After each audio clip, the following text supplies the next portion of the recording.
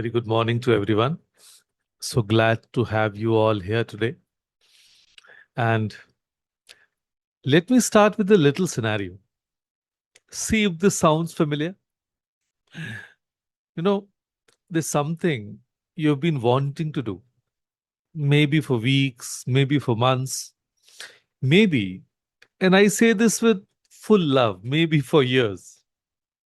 You've thought about it, researched it, discussed it with your spouse, Googled it at midnight, made a pros and cons list, started a diary entry about it, told yourself when the time is right, I'll begin.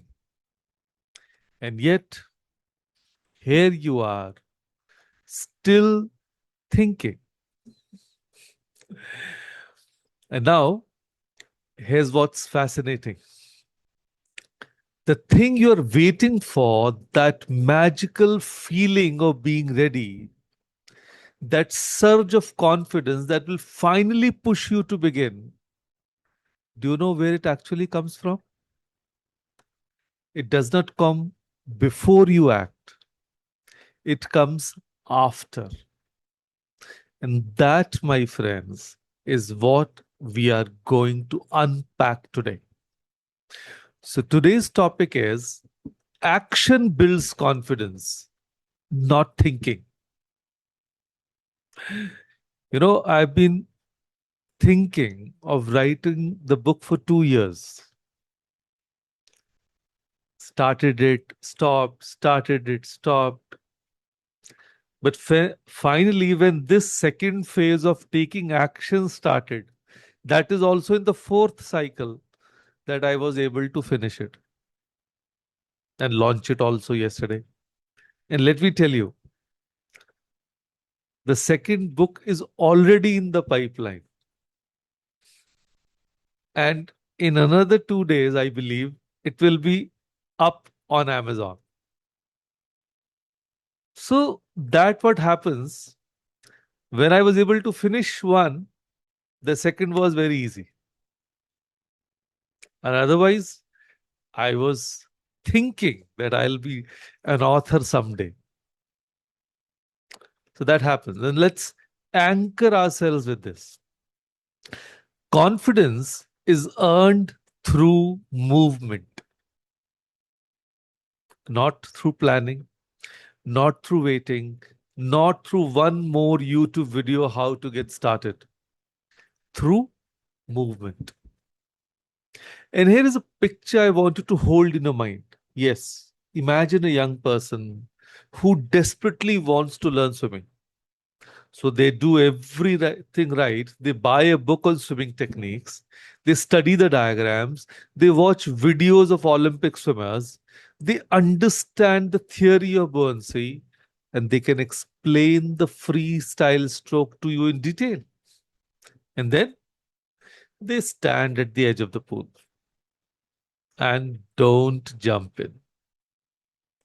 Because knowing about swimming and swimming are two entirely different things. The water cannot be understood from the shore.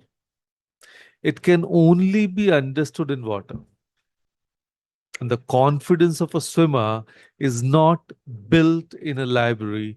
It is built stroke by stroke, breath by breath, in the pool itself.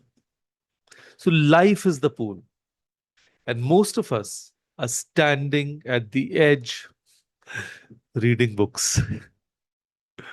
So let me share a few relatable examples.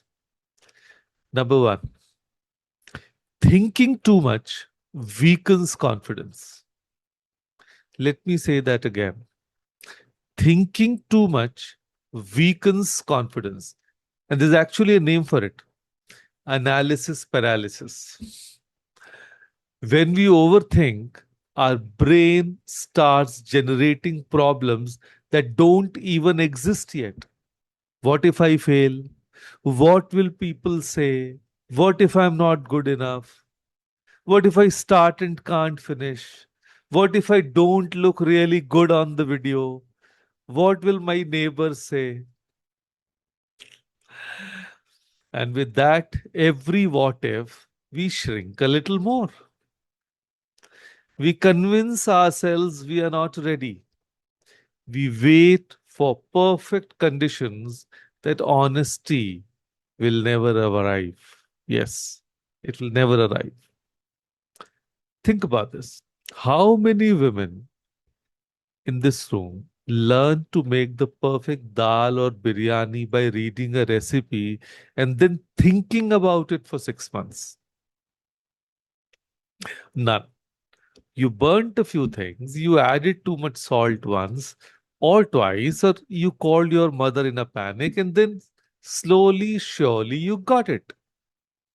Your confidence in the kitchen wasn't given to you, you cooked your way into it. And that's exactly how life works. And all of you are kind of working women. So remember the first time you had to speak up in a meeting or handle a difficult client or take on a responsibility. Or let me ask Ushaji, when was the time how she felt when she took her first class in school?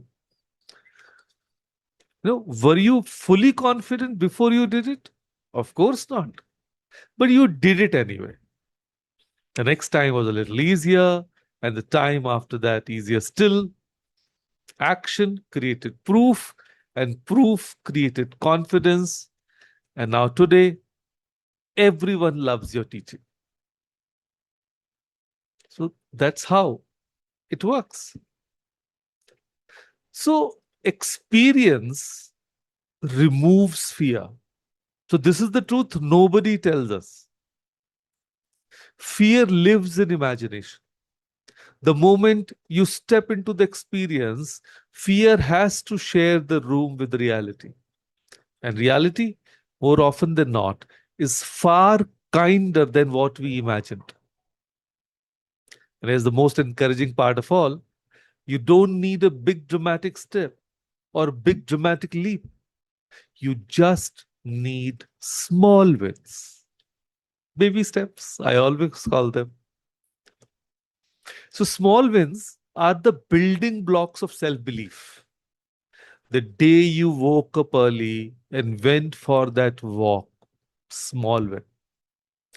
The day you said something honest in a conversation you'd been avoiding, small win.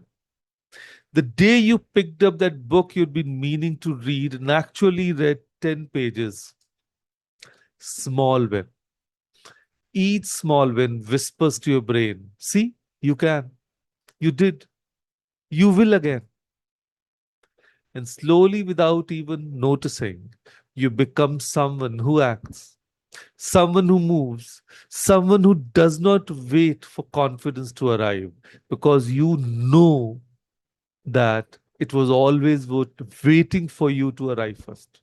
So self belief is very important. Let me just share a kind of a story. I would say I don't remember the year, but a couple of years back, I'm sure you must have heard about the car Mercedes Benz, right? And how many of you would love to buy it in future? I will. So there was a time, in fact, there was a phase when it was not doing well. And consistently it was incurring losses. So nothing was working out. Then a new CEO was appointed. And he started a new campaign with the tagline, we charge more because we deserve it. I would say that was a tagline that reflected self belief. And he was confident enough to come out in open and say it. And let me tell you, that clicked. In just over a year, it was back to profits on the global stage. So that is what self belief does. And for the women, many a times you are always looking for, your husbands or so. But let me tell you, it's the other way around also. Even husbands should be looking for you for their own success. And if they don't, sometimes mishappenings happen. And why I say this is a story of the revival story of Cafe Coffee Day. The owner of Cafe Coffee Day, a couple of years back, in fact, the Cafe Coffee Day was under huge debt, was incurring losses. And when the owner was not able to bear those losses anymore, the person committed suicide. So obviously, all the property, all the debts went to the wife. She was not part of his business earlier. So it was like a forced entry. But let me tell you, it took 2 years. And within 2 years, Cafe Coffee Day was back to business and was earning 200 CR of profits. That is what that lady could do. So when I read that story, I just hoped, gosh, that person would have discussed the strategy with his wife, trusted her. But his wife had that self belief and she could make that happen. So here's your exercise. And I'm going to ask you to be honest with yourself.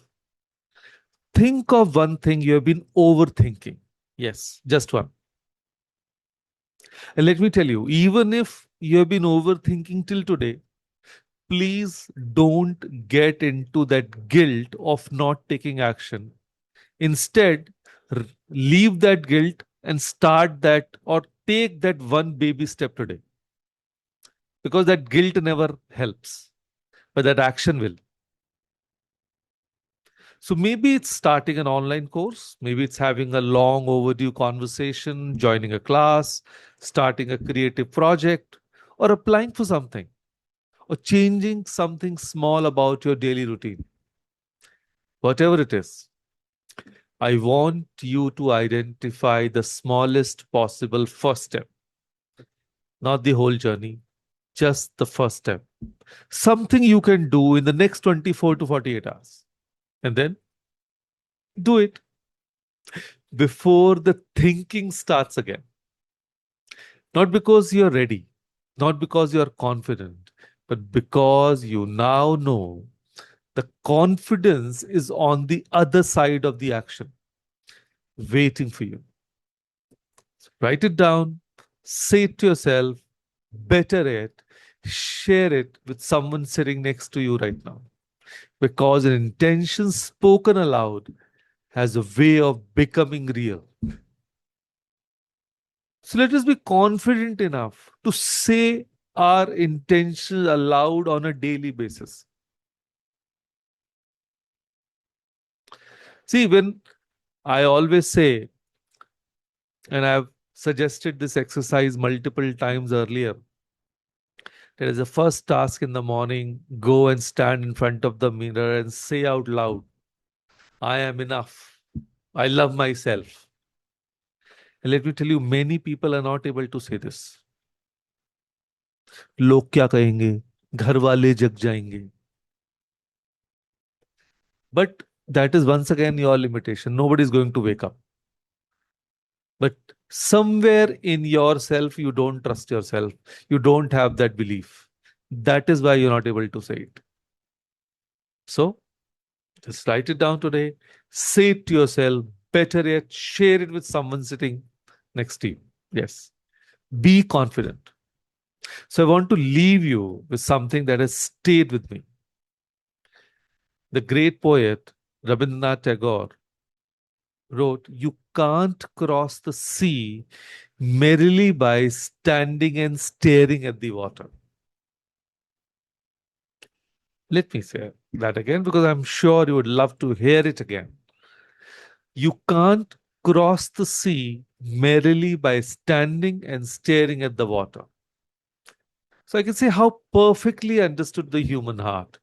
We stare, we plan, we hesitate, we wait for the tide to be just right, and the sea remains uncrossed. But here is what I believe about every single person here. You're not someone who has nothing to offer. You're someone who has been waiting too long to offer it. So, your call to action this week is beautifully simple. Do the one thing you've been thinking about the longest. Take the first step, however small, however shaky, however imperfect, because done imperfectly is infinitely more powerful than perfect and never begin. Confidence is not a gift. It's not a personality type. It's not something some people have and others don't.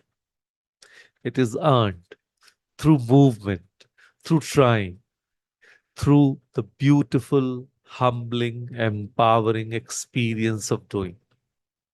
So the pool is waiting. You just have to jump in. So, with that thought, thank you. Thank you, everyone, for joining us today. Thank you.